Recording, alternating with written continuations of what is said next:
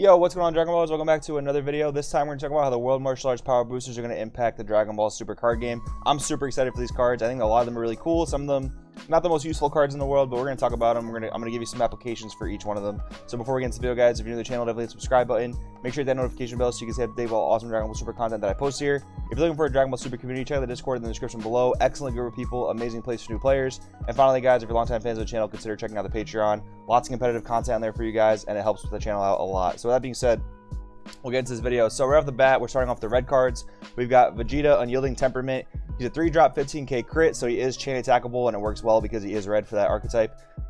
He's a crit, and when this card is KO'd or placed in a drop area from a battle area by an opponent's skill, so whether he's removed by spot removal or beat over by an attack, choose up to 1 red battle card with energy cost 2 or less from your hand, and play it with its skills negated for duration of the turn. So the skills negated for duration of the turn thing is not all that important because normally this is going to be KO'd on your opponent's turn if your opponent chooses to deal with this card. The really cool thing is that this lets you play a plethora of cards. It's not too restrictive, so it's a pretty decent generic red card, especially if you think about in terms of Pan. In terms of Pan and in terms of Announcer, this card's very good because when you play cards on your opponent's turn, in Pan it might be the Everybody's Pal Yamcha, in an Announcer it might be the red Deborah that we'll get to in just a second, or the Poo Poo, I think it's called, a crit attacker. You'll be able to draw cards on your opponent's turn, so that leads to more pluses for you. So this card's decent.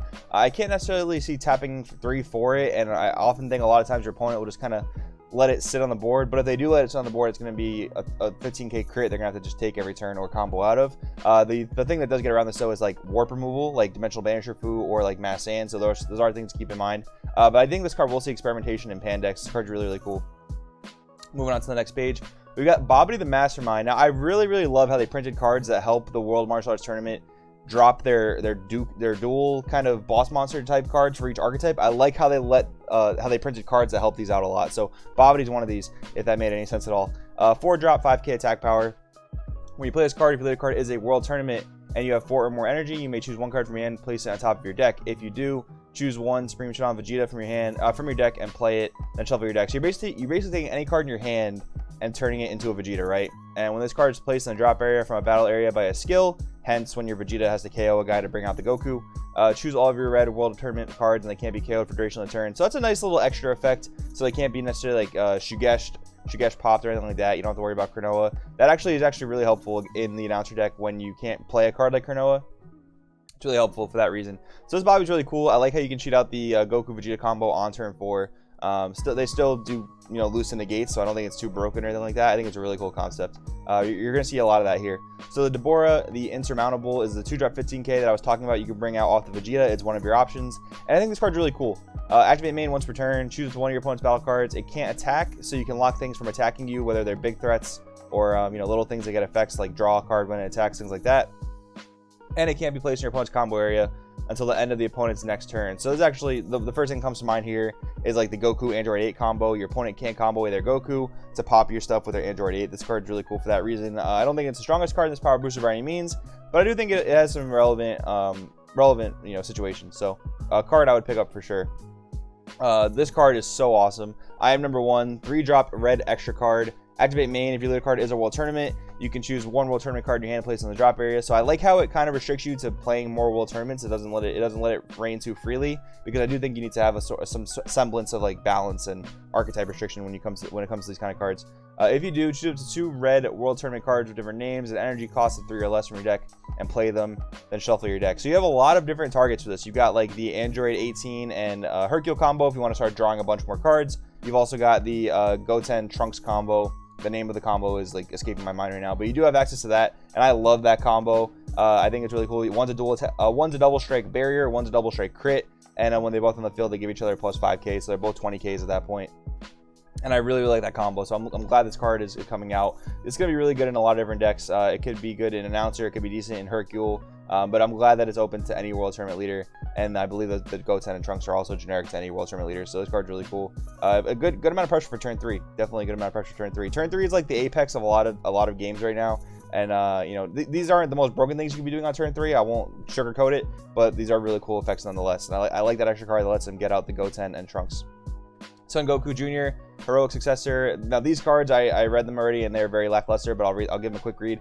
4-drop Double Strike, 19k. When you play this card, if you play the card as a World Tournament, look up to one card from the bottom of your deck and choose one Vegeta Jr. Heroic Successor from it, play it, then shuffle your deck. Activate main once per turn, restand a Heroic Vegeta, and at the end of your turn, choose one of your energy, switch it to active mode. So as far as I know, there's no real way to cheat this in, but then you have the Vegeta Jr. Heroic Successor.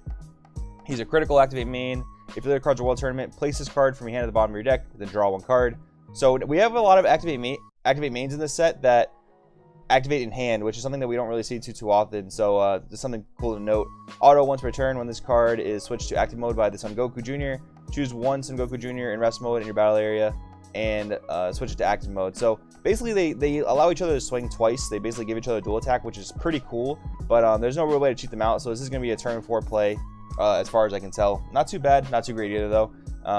As far as I know, I don't think that they are locked to World Tournaments, so announcer might get the best benefit out of these, but that remains to be seen. Videl, Proudest Mother, I think this card is absolutely incredible. This is probably the #1 card I'm going to say you should pick up from this set, and I'll tell you why in a second.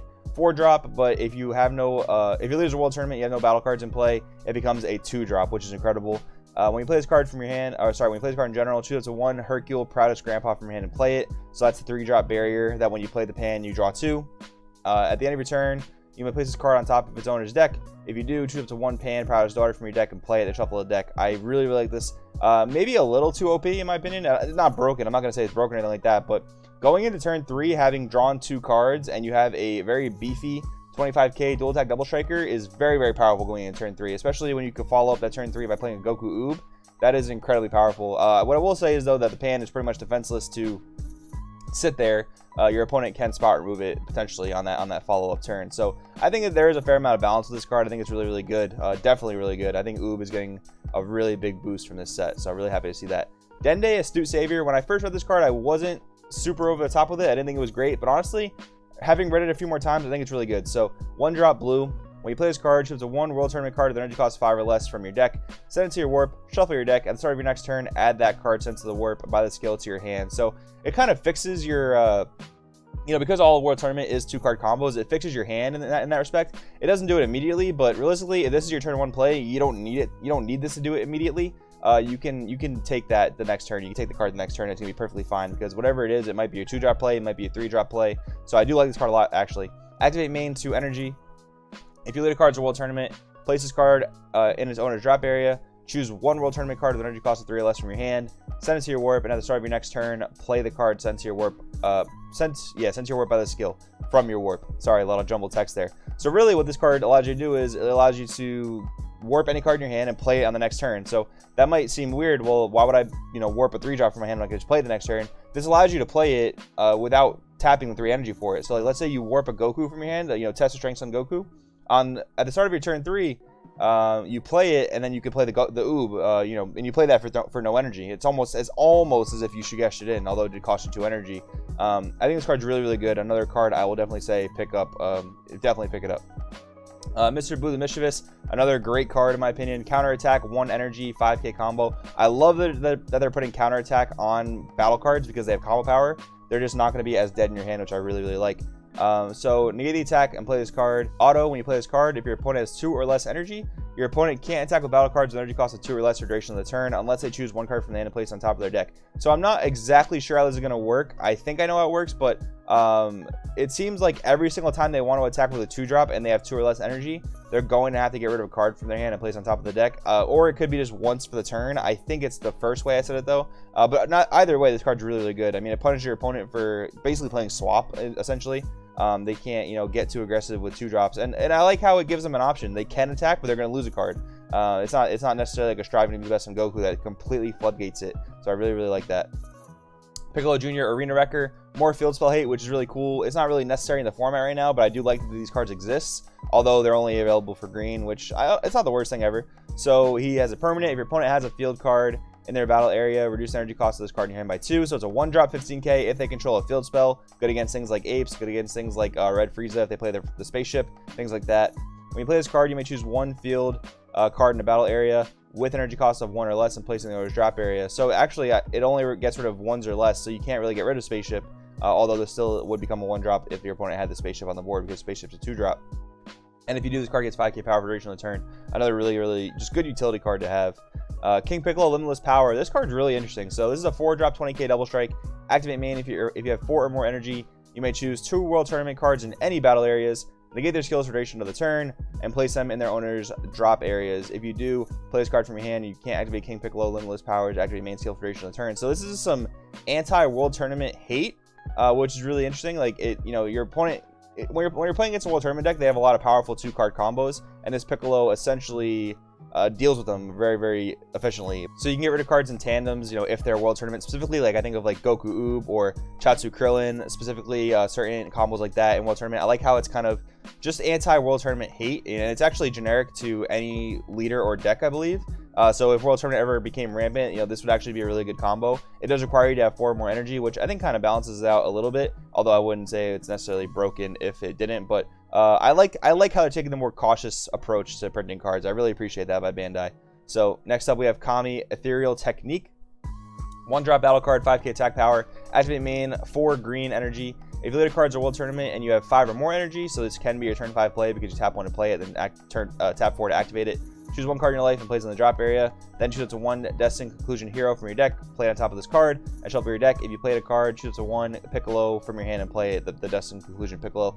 So this kind of fixes the issue that the deck had, the green Goku deck, where you wanted to play the Tien combo that allowed Tien to attack multiple times and discard 3 cards out of your opponent's hand. But like Hero and Tien are both 3-drops, so the curve of the deck was very weird. This kind of fixes that and makes it just a 5 energy play in general if you have the Kami in your hand. Although I do think that play is still a bit too slow. However, if you can manage to slow the game down in a deck like that and get to 5 energy, I think it'd be really impactful. The only other weird thing is that it requires you to have all green. So you have to have 1 green to play this guy, and then you have to have 4 energy to tap basically to do that, which really does lock you into a very specific archetype. Not to say mono green is bad, but this is definitely not the most powerful card in the set, but really cool. I think I'll definitely experiment with it a little bit. Maybe update that green Goku deck for you guys. 1-drop green extra card, Heroes Mafuba. I love how another archetype got Mafuba, and I love how it's kind of restrictive. So counter, battle card attack, negate the attack, and if there is a green god card in play in your battle area, place this card on top of the attacking card. At the end of your next turn, place this card and only this card in its owner's drop area. While this card's on top of another card, the card underneath it is not treated as a battle card. So basically it reads just like Mafuba. It's a 1-drop green extra card. I like how green got this because green is kind of lacking on defensive options, but it does require you to have a green god and play in your battle area. So obviously this is going to work with a deck like the green Goku from World Tournament. It will also work in generic green Namekian strategies because most of them, like the Piccolos and the Kamis, are gods. So that's really cool. I like this card a lot. I do like how it has a stipulation of green god because it's kind of thematic, and it also kind of balances it. It doesn't just give this to every single green deck for 1 energy because that would be pretty busted. So I do like this card a lot again, and I think it's very good. So now we have the yellow cards. Son Goku, Savage, Great Ape. Activate main, 1 yellow. If there are 2 or more World Tournament cards in play in your battle area, or in all battle areas, sorry, play this card from your hand and you cannot play another one for the duration of the turn. When this card is removed from a battle area by a skill, and there's a way to do that in this archetype on your own. If you have 4 or more energy, you may choose 2 cards from your hand and place them in the drop area. Then choose 1 of your yellow energy and switch it to rest mode. If you did both, choose up to 1 Unyielding Victory Son Goku and 1 Unyielding Victory Jackie Chun from your deck. Play them, then shuffle your deck. So this brings out a very powerful combo turn 4, a triple attack double striker, and then you have the Jackie Chun blocker that restands at the end of the turn. A very powerful combo on turn 4. I like this a lot. It's a very cheap play to make.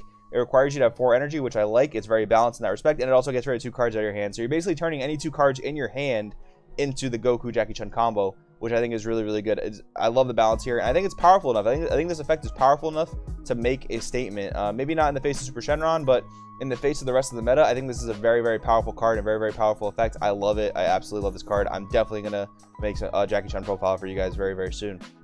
Chaozu the Loyal, 2-drop double yellow, 4k attack power, activate main for 2 yellows. If your later cards are World Tournament and you have 4 or more energy, place a card on top of the owner's deck, then choose 1 unending, moves Tien Shen on from your deck and play it. And if you played a card, choose 1 of the Yamchas from your hand and play it in rest mode. So again, another powerful effect. They all do require you to go to turn 4, which again, I think it's still relatively balanced because you don't want the games to be ending on turn 3, turn 2. Like, you don't want that Tien Yamcha combo coming out super duper early because we want the games to last long. We want aggro to exist, of course, but we also want our mid-range decks to do mid-range things, right? We don't want them to come out too early. So I do like this card a lot. Again, I think mono yellow Jackie Chun is going to be a very good deck for sure, especially with some of the next cards we'll be reading.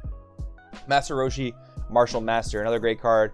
Auto, when you play this card, choose one card in your life, add it to your hand. So it is kind of like a Bardock the Pro. It's actually generic, so you can play this in any deck that plays yellow, but you don't get that swap benefit. Activate main for 1 energy colorless. Choose one card in your life, add it to your hand. Choose a 1 Moon Destroying Kamehameha from your deck, add it to your hand, shuffle your deck, then negate the skill for duration of the game. So I'll have to get someone to fact check me on this. I don't know if the skill in general is negated for the rest of the game or just a skill on this battle card. I'm assuming just a skill on this battle card, so if you played another Master Roshi, you would be able to activate main again, I think, but someone clear me up on that if I'm wrong. Mutaito, Skill of a Sage. This has been a card that a lot of people have been talking about lately. Counterplay, play this card when your opponent plays a battle card, essentially. When you play this card, if it is your opponent's turn, you may place this card in its owner's drop area. If you do, choose one of your opponent's battle cards with energy cost greater than their energy, ignoring barrier, switch to rest mode, and that battle card cannot be switched to active mode until the start of your next turn. I absolutely love this card. It's a different type of Crusher Ball, essentially. It punishes your opponent for cheating in really big things. It gets around barrier. And the way I understand it and the way that the Facebook community group has been talking about it, this actually deals with path going into Height of Mastery. So let me tell you how it works. As far as I know, when your opponent activates Swap on Path, you can activate this card. So you're basically responding with a counterplay to where your opponent would play a battle card. Now, normally if it was Crusher Ball, you would play the Crusher Ball, you tap the yellow, the Crusher Ball go to drop area, your opponent would play the Height of Mastery, and then the Crusher Ball would just fizzle, right? Because Height of Mastery has Deflect. But how this card works is, it comes onto the board, in response to Path's effect being activated. And then once Height comes down onto the board, this guy's auto goes into play and then is able to rest Height of Mastery. So really, really cool. I think that's a really, really cool thing. A couple issues though. Of course, they have Battering Laser, but that doesn't mean that they have to have 5 energy up in order to height you, which is not the worst thing in the world. It means you get an extra turn to do what you have to do. The other unfortunate thing though is that Maya's Killing Zone is a card. That card does exist, and it's a very easy side card for Super Shenron to play. I mean, they see their whole deck, they'll probably draw into it. So that's kind of unfortunate that this card's so easily answered when we just got an answer to Height of Mastery with that, which is such a powerful combo, and it's in the most impressive deck right now. So kind of unfortunate, but nonetheless, amazing card. I love it. Again, I love how they're putting counterplay on more battle cards just to make them less clunky. You don't have to necessarily play Crusher Ball in your deck if this card gets the job done for you. Moon Destroying Kamehameha, 1 energy, yellow, extra card, activate battle. If your leader card is a Jackie Chun card, it gets plus 15k power for duration of the battle. Then you may choose one of your battle cards in rest mode and place it in the owner's drop area. If you do, draw 1 card. So this is going to be how you are going to trigger that Ape Goku to bring out your Jackie Chun Kid Goku combo, right? That's how that's going to work. And you can search it with the Martial Meister Roshi. So now, we're almost done, guys. Hercule, World Tournament King, not a great card in my opinion. 1 drop. When you play this card, choose a 1 World Tournament Arena from your deck or drop area, add it to your hand, then shuffle your deck if you look through it. So if you're really, really banking on this card in like an announcer deck, you can search it. I don't think this card is definitely top priority though. I would not put this at top priority at all. Neither would I put this card top priority. While it is a really cool card, here's what it does. 7-drop Announcer, Witness of History, Deflect. Now this is a card that I'm okay with having Deflect because it is a 7-drop. If your opponent playing Announcer wants to super hard ramp into it, I mean, sure, go for it. You're going to neg a bunch of cards anyway. And by the time a 7-drop rolls around, I think it's okay to have an effect this powerful. When you play this card, if the card is a World Tournament, choose up to 8 World Tournament cards from your hand with different names that aren't Announcer cards and play them. So I'm pretty much okay with that. I mean, again, it is a super duper steep effect. It's just like the Shenron 8-drop, right? The Super Shenron 8-drop that just came out in set 6. It's got a really stupid powerful effect, but it's not feasibly low costed enough to be relevant, right? So I'm fine with this, and I'm fine that as Deflect. I hope they just never use Deflect ever again, but on this card, I'm okay with it. So guys, those are all my opinions on the cards from the World Martial Arts Tournament. Let me know what you guys think about these cards down in the comments below. Really want to know what you guys think. I'm really excited for this Power Booster. I like how there's a lot of cards supporting the set. The set was super powerful when it came out, but kind of faded into obscurity, so I'm glad to see that it's getting support. Let me know what you guys think. Once again, thanks for watching. I'll see you next time.